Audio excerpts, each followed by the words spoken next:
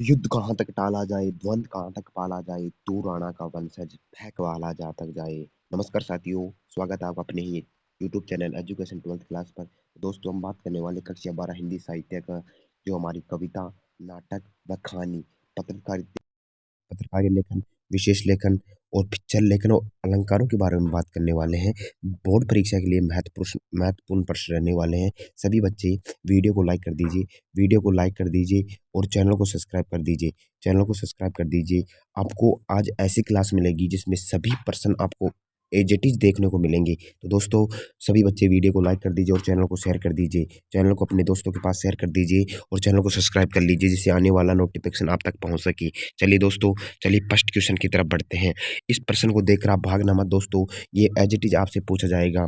आप बड़े प्रश्न आते हैं तो आप भाग जाते हो, लेकिन ये प्रश्न आपको देखने को मिलेगा बोर्ड में।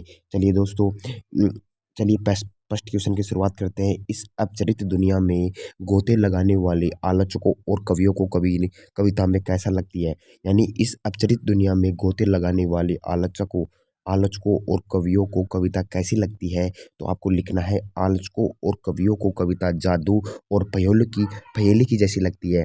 ये आलोचकों और कवियों को कविता कैसी लगती है।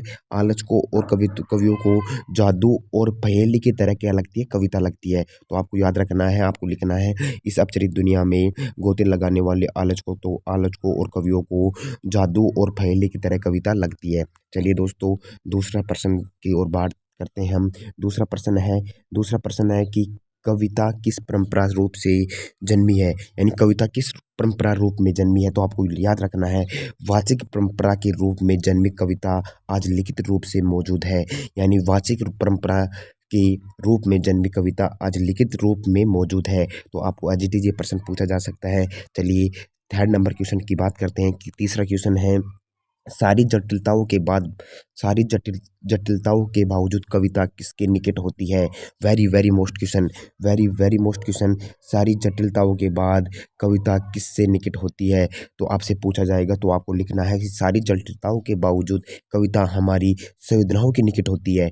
एडजेक्टिव पूछा जाएगा प्रश्न, वेरी वेरी मोस्ट क्वेश्चन है, वेरी वेरी मोस्ट क्वेश्चन। आपसे पूछा जाएगा कि सारी जटिलताओं के बाद कविता किसके निकट होती है। तो सारी जटिलताओं के बावजूद कविता हमारी संवेदनाओं के निकट होती है। चलिए बढ़ते हैं क्वेश्चन नंबर 4 पर। क्वेश्चन नंबर 4 है कि कविता के मूल में क्या है। कविता के मूल में क्या है। Very very most question, very very most question है, कविता के मूल में क्या है। तो आपको याद रखना है, कविता के मूल में संवेदना व राग तत्व है। कविता के मूल में क्या है, संवेदना राग तत्व है। कविता के मूल में क्या है, संवेदना और राग तत्व हो जाएंगे कविता के मूल में। Very very most question, very very most question आज की इस क्लास में आपके लिए लेके आए हैं। चलिए, आपसे इससे बार प्रश्न नहीं पूछा जाएगा तो अपनी ही क्लास से पूछा जाएगा। चलिए क्वेश्चन नंबर 5 पर बढ़ते हैं। एक अच्छी कविता की क्या विशेषता होती है।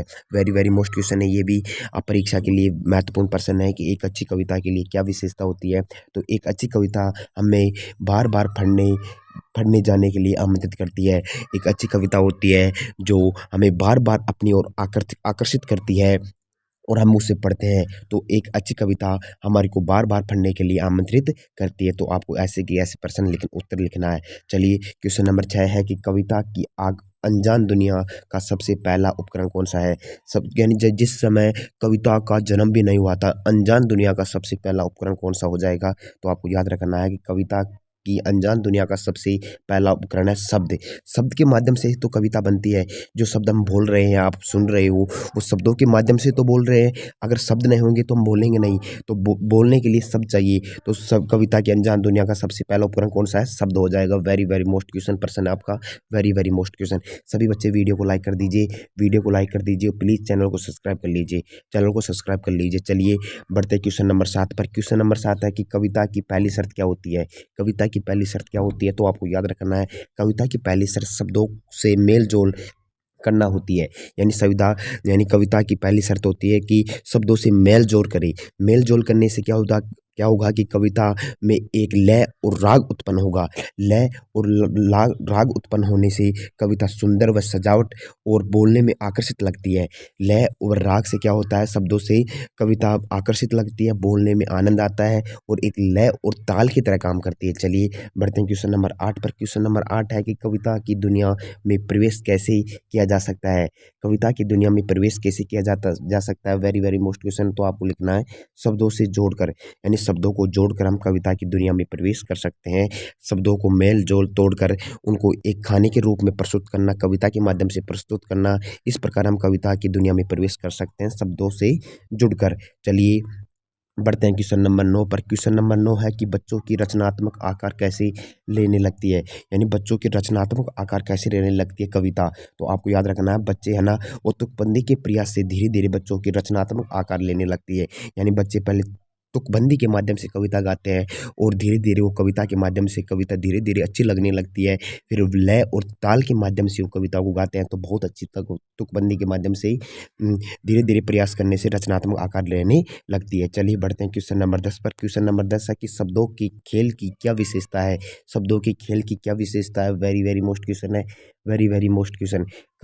शब्दों के खेल की क्या विशेषता है, तो आपको याद रखना शब्दों का यह खेल धीरे धीरे ऐसी दुनिया में ले जाता है जहाँ रिदम व लय और एक व्यवस्था होती है। शब्दों के खेल की क्या विशेषता होती है, तो शब्दों का यह खेल धीरे धीरे ऐसी दुनिया में ले जाता है जहाँ रिदम व लय और एक व्यवस्था होती है। तो ये भी वेरी वेरी मोस्ट क्वेश्चन है। चलिए बढ़ते हैं क्वेश्चन नंबर 11 पर। क्वेश्चन नंबर 11 है कि शब्दों के खेल से शुरू हुई कविता की रचने की कहानी कहाँ तक जाती है। यानी शब्दों के खेल से शुरू हुई कविता के रचने की कहानी कहाँ तक जाती है। तो आपको याद रखना है शब्दों से खेल खेल के शुरू हुई कविता, शब्दों के खेल से शुरू हुई कविता के रचने रचने की कहानी शब्दों की व्यवस्था तक जाती है, यानी शब्दों की व्यवस्था तक जाती है। चलिए बढ़ते हैं क्वेश्चन नंबर 12 पर।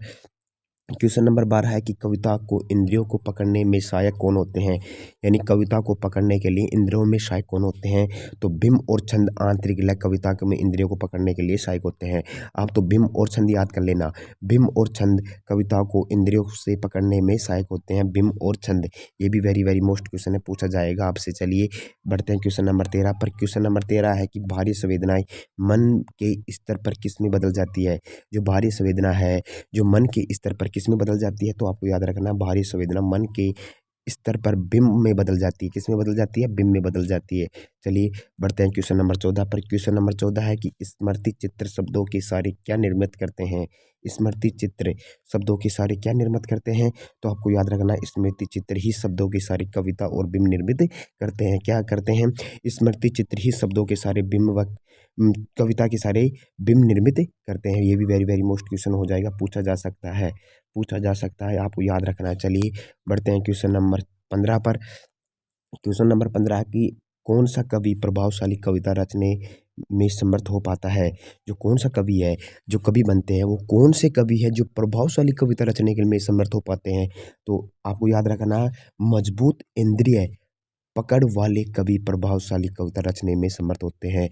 जो अपनी इंद्रियों को वश में रखते हैं, लगातार प्रयास करते रहते हैं, शब्दों को मेल जोड़कर उनको तोड़कर उनको एक कहानी का रूप देते हैं, वही कवि कविता रचने में समर्थ हो पाते हैं। तो आपको याद रखना है, ये वेरी वेरी मोस्ट क्वेश्चन है, ये भी पूछा जाएगा आपसे।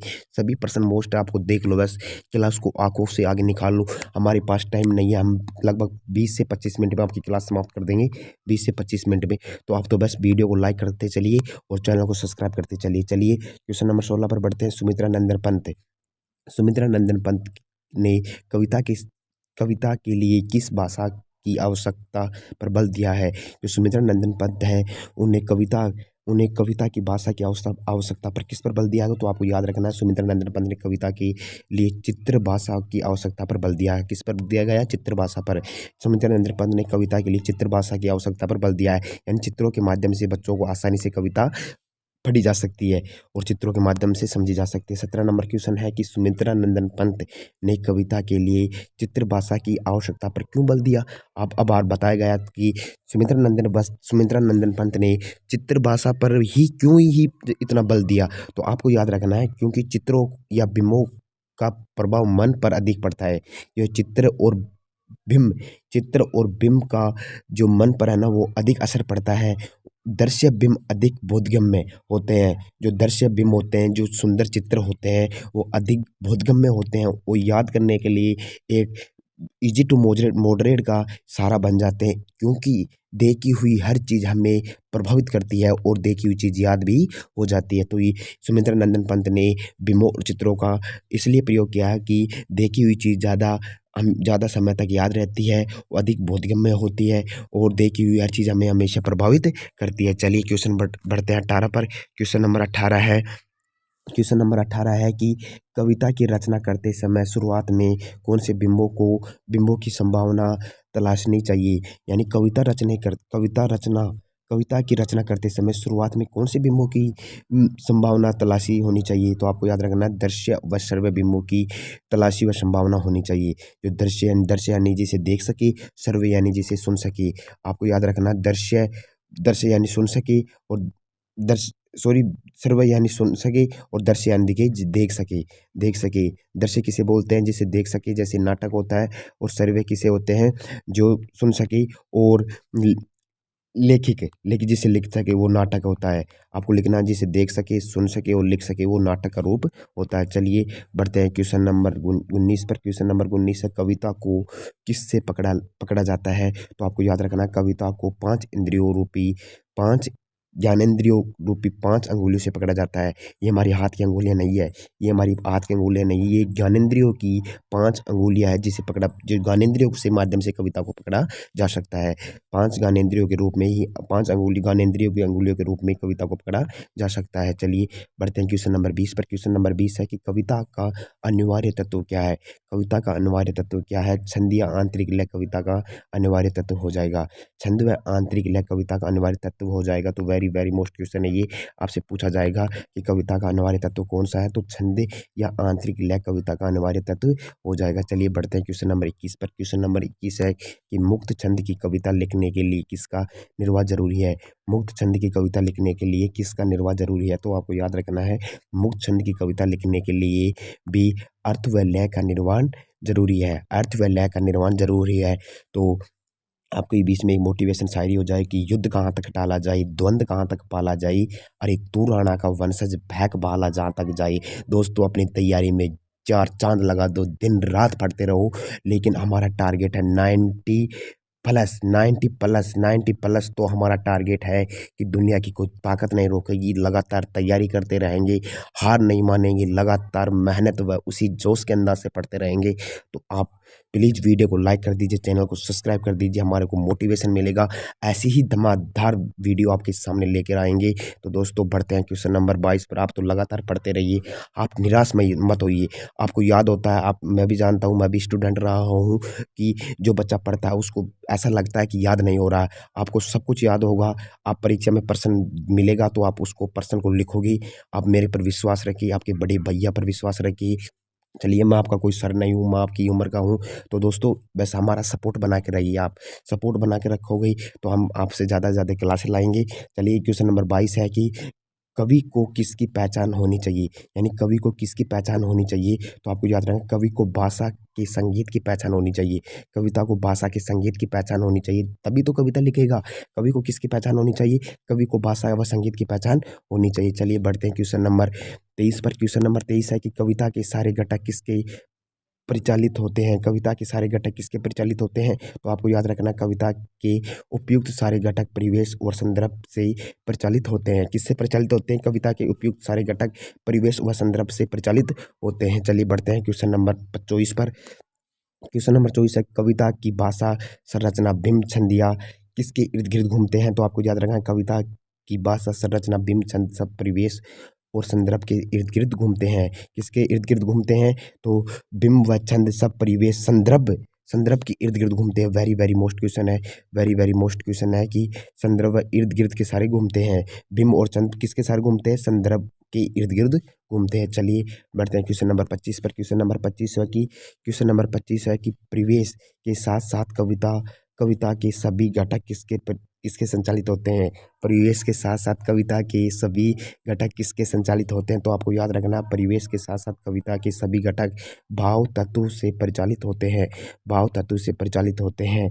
तो परिवेश के साथ साथ कविता के सभी घटक किससे संचालित होते हैं? तो परिवेश के साथ साथ कविता के सभी घटक भाव तत्व से संचालित होते हैं। चलिए बढ़ते हैं क्वेश्चन नंबर 26 पर। क्वेश्चन नंबर 26 है कि वाक्य गठन की विशिष्ट प्रणालियों होती है, उन्हें क्या कहा जाता है? जो वाक्य गठन की विशिष्ट प्रणालियाँ होती हैं उन्हें क्या कहा जाता है? तो उन्हें शैली कहा जाता है। वाक्य गठन की विशिष्ट प्रणालियों को क्या कहा जाता है? शैली कहा जाता है। चलिए बढ़ते हैं क्वेश्चन नंबर 27 की तरफ। क्वेश्चन नंबर 27 है कि कविता के तत्वों को उजागर करने वाली आंतरिक क्षमता को क्या कहते हैं? कविता के तत्वों को उजागर करने वाली आंतरिक क्षमता को क्या कहते हैं? तो प्रतिभा कहते हैं। प्रतिभा हर मनुष्य के सामने छिपी रहती है। प्रतिभा हर मनुष्य में होती है। किसी की खेल में होती है, किसी की पढ़ाई में होती है, किसी की भागने दौड़ने दौड़ करने में होती है, किसी की खेती करने में होती है, किसी की रोजगार उपलब्ध कराने में, किसी की नौकरी में होती है। तो प्रतिभा हर मनुष्य में होती है। तो कविता के तत्वों को उजागर करने वाली आंतरिक क्षमता क्या कहते हैं? उसे क्या कहते हैं? तो प्रतिभा कहते हैं। प्रतिभा हर मनुष्य के अंदर होती है। किसी की खेल में होती है, किसी की संगीत में होती है, किसी की डांस में होती है, किसी की कृषि करने में होती है, किसी की पढ़ाई में होती है। तो प्रतिभा हर मनुष्य के अंदर होती है। तो चलिए बढ़ते हैं क्वेश्चन नंबर 28 पर। क्वेश्चन नंबर 28 है कि छंद की अनुशासन की जानकारी क्यों जरूरी है? छंद में अनुशासन की जरूरी क्यों है? तो कविता में आंतरिक लय के लिए, निर्माण के लिए जरूरी है। छंद के अनुशासन की जानकारी क्यों जरूरी है? तो कविता में आंतरिक लय निर्माण के लिए जरूरी है। अनुशासन की जरूरत क्यों है? कि छंद कविता में आंतरिक लय के लिए, निर्माण के लिए जरूरी है। चलिए बढ़ते हैं क्वेश्चन नंबर 29 पर। क्वेश्चन नंबर 29 है कविता में कवि की ताकत क्या बन जाती है? तो कविता में कवि की क्या ताकत क्या बनती है? तो कम से कम शब्दों में अपनी बात कह देना, और कभी कभी तो शब्दों को दो या दो वाक्यों के बीच कुछ अनकही छोड़ देना कविता में कवि की ताकत बन जाती है। कम से कम शब्दों में अपनी बात कहना, कभी कभी तो शब्दों को छोड़ देना, कभी जोड़ देना, यही कवि की अनकही छोड़ देना, यही कविता में कवि की ताकत बन जाती है। तो ये वेरी वेरी मोस्ट क्वेश्चन है, आपको ये पूछा जाएगा। ये प्रश्न देख लेना, आपके प्रश्न 100% ये 2 दिसंबर को पूछा जाएगा। चलिए 30 नंबर क्वेश्चन पर बढ़ते हैं। भारतीय विचारकों ने प्रतिभा किसे कहा है? ये प्रश्न वेरी वेरी मोस्ट क्वेश्चन है, पीछे भी करवा दिया गया है। तो आपको याद रखना है कि भारतीय विचारकों में प्रतिभा किसे कहा है? तो कविता रचने की नवीन दृष्टि या कला जिसे बिना काव्य लेखन संभव नहीं है, इसे ही भारतीय विचारकों ने प्रतिभा कहा है।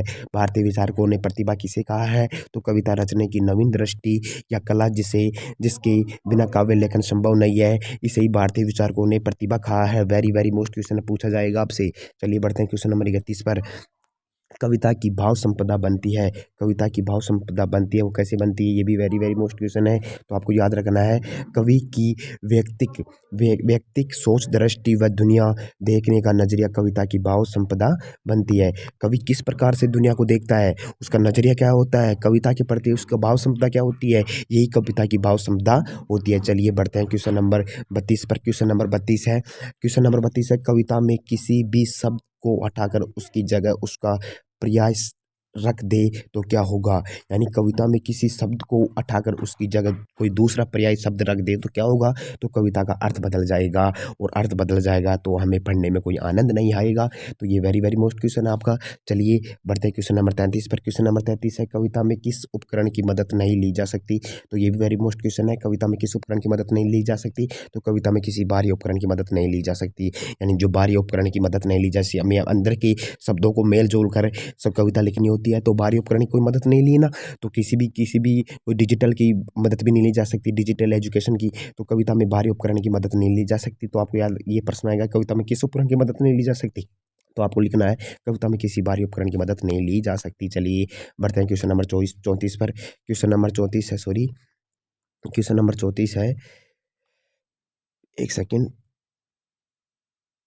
क्वेश्चन नंबर 34 है कि कविता के प्रमुख तत्व घटक कौन कौन से होते हैं? तो आपको याद रखना है, भाषा, शब्द या भाषा। कविता के प्रमुख घटक होते हैं। एक तो भाषा होता है, भाषा या शब्द एक ही होता है। तो दूसरा हो जाएगा बिंब, तीसरा होगा छंद या आंतरिक लय, चौथा हो जाएगा परिवेश व संदर्भ, और पांचवा हो जाएगा भाव तत्व। तो ये 5 वेरी वेरी कविता के प्रमुख तत्व या घटक होते हैं। प्रमुख तत्व या घटक होते हैं, तो आपको याद रखना है, प्रमुख तत्व या घटक होते हैं, आपको याद रखना है। चलिए बढ़ते हैं क्वेश्चन नंबर 35 पर। क्वेश्चन नंबर 35 है कि हमारी भारतीय परंपरा में नाटक कौन सी विधा है? चलिए दोस्तों, ये हमारी कविता की कविता की जो वेरी वेरी मोस्ट क्वेश्चन थे, कविता के वेरी वेरी मोस्ट क्वेश्चन थे, ये 34 प्रश्नों में आपको कविता के प्रश्न मिल जाएंगे। कन्फर्म है, वादा है, हमने अपनी तैयारी के साथ पेपर बनाया है, पेपर यही छपेगा, यहाँ से ही छपेगा। तो कविता के प्रश्न हुए कंप्लीट। चलिए बढ़ते हैं नाटक की तरफ। नाटक में भी धुआंधार मचा देंगे, नाटक कर भी देंगे और करा भी देंगे, तो आपको हंसी आ जाएगी। चलिए, हमारी भारतीय परंपरा में नाटक कौन सी संज्ञा दी गई है? भारतीय परंपरा में यानी नाटक को कौन सी संज्ञा दी गई है? तो आपको याद रखना, हमारी भारतीय परंपरा में नाटक को दृश्य काव्य की संज्ञा दी गई है, जिसे हम देख भी सकते हैं और सुन भी सकते हैं और लिख भी सकते हैं। अब आपसे पूछा जाएगा ऐसा कौन सा माध्यम है जिसे लिख भी सकते हैं, देख भी सकते हैं और सुन भी सकते हैं? लिख भी सकते हैं और सुन भी सकते हैं, सुन भी सकते हैं और देख भी सकते हैं, तो ये हो जाएगा नाटक। पूछा जाएगा ऐसे कि ऐसा कौन सा नाटक है, ऐसा कौन सा माध्यम है जिसे लिख भी सकते हैं, सुन भी सकते हैं और देख भी सकते हैं? तो आपको लिखना है नाटक को देख भी सकते हैं, सुन भी सकते हैं और लिख भी सकते हैं। तो भारतीय परंपरा में नाटक को दृश्य काव्य की संज्ञा दी जाती है। भारतीय परंपरा में नाटक कौन सी संज्ञा दी जाती है? तो दृश्य काव्य की संज्ञा दी जाती है। चलिए बढ़ते हैं क्वेश्चन नंबर 36 पर। क्वेश्चन नंबर 36 है कि एक नाटक में संपूर्णता कब आती है? तो आपको याद रखना है, एक नाटक में अपने लिखित रूप में सिर्फ एक आयामी ही होता है। जब उस नाटक को मंचन हमारे सामने होता है, तब जाकर उसमें संपूर्ण आती है। यानी नाटक को अपने सामने करना, अपने सामने लोगों के सामने करना और लोगों को उस नाटक में आनंद प्रदान करना, तभी उसमें संपूर्ण आती है। तभी तो लोगों को आनंद आएगा, तब उस नाटक के बारे में बात करेंगे, ज़्यादा से ज़्यादा लोग उस नाटक में शामिल होंगे। अब आपसे पूछा जाए एक नाटक का समय अवधि क्या होती है? एक नाटक की समय अवधि क्या होती है? तो लगभग 48 मिनट नाटक की समय अवधि होती है। 48 मिनट नाटक की समय अवधि होती है, तो आपको याद रखना है। चलिए बढ़ते हैं क्वेश्चन नंबर 37 पर। क्वेश्चन नंबर 37 है, नाटक अपने भीतर किन तत्वों को समेटे हुए हैं? नाटक अपने भीतर किन तत्वों को समेटे हुए हैं? तो आपको याद रखना, नाटक पढ़ने, सुनने और देखने तत्वों को अपने भीतर समेटे हुए हैं। अब मैंने पीछे बता दिया, नाटक को पढ़ भी सकते हैं, यानी लिख भी सकते हैं और पढ़ भी सकते हैं। चलिए, सुन भी सकते हैं और देख भी सकते हैं। तो नाटक पढ़ने, सुनने और देखने तत्वों को अपने भीतर समेटे हुए हैं। चलिए बढ़ते हैं क्वेश्चन नंबर 38 पर। क्वेश्चन नंबर 38 है कि नाटककार को नाटक लिखते समय किस मूल विशेषता याद रखनी चाहिए? तो याद रखना कि नाटककार को नाटक समय बंधन वाली मूल विशेषताओं को याद रखनी चाहिए। यानी समय का बंधन 48 मिनट का होता है, 48 मिनट से कम ही होना चाहिए, 48 मिनट से 1 मिनट ज़्यादा नहीं होनी चाहिए। तो नाटक को नाटककार लिखते समय समय का बंधन की मूल विशेषताओं को याद रखनी चाहिए। चलिए बढ़ते हैं क्वेश्चन नंबर 39 पर। क्वेश्चन नंबर 39 है, नाटक का कौन सा तत्व नाटक की रचना पर पूरा असर डालता है? तो आपको याद रखना है, समय का बंधन नाटक की रचना पर पूरा असर डालता है। समय का बंधन होता है जो नाटक में बहुत महत्वपूर्ण होता है। चलिए बढ़ते हैं क्वेश्चन नंबर 40 पर। क्वेश्चन नंबर 40 है कि नाटक के मंच निर्देश हमेशा कौन से काल में लिखे जाते हैं? तो नाटक के मंच निर्देश हमेशा वर्तमान काल में लिखे जाते हैं। नाटक के मंच निर्देशन किस काल में लिखे जाते हैं? तो नाटक के मंच निर्देशन हमेशा वर्तमान काल में लिखे जाते हैं। ये वेरी वेरी मोस्ट क्वेश्चन है, वेरी वेरी मोस्ट क्वेश्चन। नाटक के मंच निर्देशन हमेशा वर्तमान काल में लिखे जाते हैं। चलिए बढ़ते हैं आगे क्वेश्चन नंबर 41 पर। क्वेश्चन नंबर 41 है कि विभावना अलंकार। तो नाटकों में हमारा ये पूरा हो गया। नाटक से एक भी बार प्रश्न पूछा जाएगा। बातें अलंकार, विभावना अलंकार किसे कहते हैं? उदाहरण स्पष्ट देकर समझाइए। तो विभावना अलंकार जहाँ कारण का अभाव होने पर भी कार्य हो, जहाँ कारण का अभाव होने पर भी कार्य हो, संपन्न हो, वर्णित हो या पाया जाए, उसे विभावना अलंकार कहते हैं। जहाँ कारण का अभाव हो पर कार्य हो, संपन्न हो या वर्णित हो या पाया जाए, वहाँ विभावना अलंकार होते हैं। जैसे बिनु पद चले सुनि बिनि काना, बिनु पद चले सुनि बिनि काना, निंदन निरहरे रखिए आंगन टूटी छुआय, बिन पानी साबुन बिये होना ना स्नाय, होए ना स्नाय। चलिए तो बढ़ते हैं आगे। नेट पत्रकारिता, हिंदी में नेट पत्रकारिता पर टिप्पणी लिखिए। तो आपको याद रखना है कैसे लिखना है। तो इंटरनेट पर अखबारों का प्रकाशन अथवा अखबारों का आदान प्रदान, चर्चा परिचर्चा, झलकियों व डायरियों द्वारा अपने समय की धड़कन का अनुभव करने वाली नेट पत्रकारिता कहते हैं। यानी अखबारों व इंटरनेट के माध्यम से प्रकाशन होने वाली खबरों का आदान प्रदान करना, चर्चा परिचर्चा, झलकियों व डायरियों को अपने समय की धड़कन का अनुभव और दर्ज करने को ही नेट पत्रकारिता कहते हैं। चलिए ये भी मोस्ट क्वेश्चन था आपका। आगे बढ़ते हैं क्वेश्चन नंबर 7 पर। क्वेश्चन नंबर 7 है कि एक अच्छे एक सफल साक्षात्कार के लिए कौन सी बातें आवश्यक है? तो आपको याद रखना है अच्छा साक्षात्कार एक साक्षात्कार में साक्षात्कारता को अपनी बात सीधी व स्पष्ट शब्दों में कहनी चाहिए। ये तो मोस्ट है कि हमें साक्षात्कार को स्पष्ट शब्दों में अपनी बात को रखनी चाहिए। साक्षात्कार को पहले विषय व्यक्ति के बारे में संपूर्ण जानकारी प्राप्त कर लेनी चाहिए। यानी साक्षात होता है उसी विषय और वस्तु के बारे में पूर्ण जानकारी प्राप्त कर लेनी चाहिए। ये भी सही है। चलिए बढ़ते हैं थर्ड पर।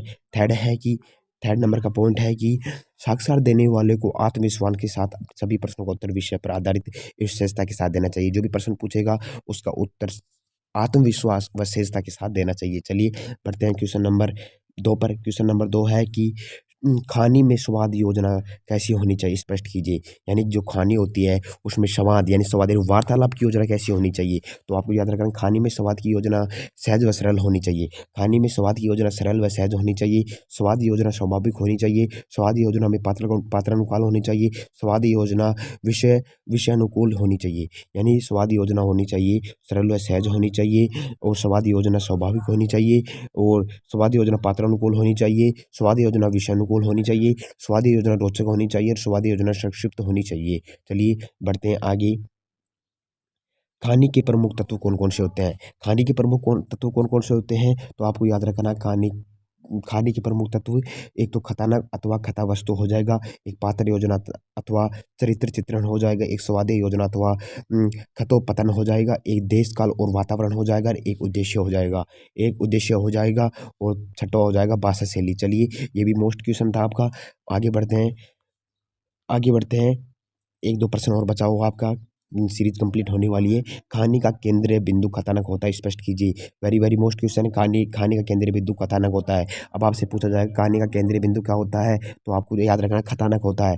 खाने का केंद्रीय बिंदु क्या होता है? तो कथानक होता है। आपसे पूछा गया है कि खाने का केंद्रीय बिंदु कथानक होता है, स्पष्ट कीजिए। खाने में प्रारंभ से अंत तक घटित सभी घटनाओं को खतरनाक कहते हैं। यानी खाने में प्रारंभ से अंत तक घटित सभी घटनाओं को खतरनाक कहते हैं। खतरनाक खाने का प्रथम और महत्वपूर्ण तत्व होता है या खाने का मूल आधार होता है। इसे खाने का प्रारंभिक नक्शा भी कहते हैं। जिस प्रकार कोई मकान बनाने से पहले उसका नक्शा बनाया जाता है, उसी प्रकार खाने उसी प्रकार खाने अथवा खाने व सॉरी सॉरी सॉरी सॉरी हाँ, यहाँ से चलते हैं। जिस प्रकार कोई मकान बनाने से पहले नक्शा बनाया जाता है, उसी प्रकार कहानी लिखने से पहले उसे खतरनाक लिखा लिखा जाता है। खतरनाक ही कहानी का केंद्रीय बिंदु होता है। सामान्यतः खतरनाक किसी घटना, अनुभव अथवा कल्पना पर आधारित होता है। तो ये भी मोस्ट क्वेश्चन था आपका। मीडिया में बीट का अर्थ क्या है? वेरी वेरी मोस्ट क्वेश्चन है, पूछा जाएगा। वेरी वेरी मोस्ट क्वेश्चन है, पूछा जाएगा। मीडिया में बीट का अर्थ क्या होता है? तो आपको याद रखना है जो संवाददाता वो केवल अपने क्षेत्र विशेष की संबंधित रिपोर्ट को भेजता है उसे बीट रिपोर्टिंग कहलाती है।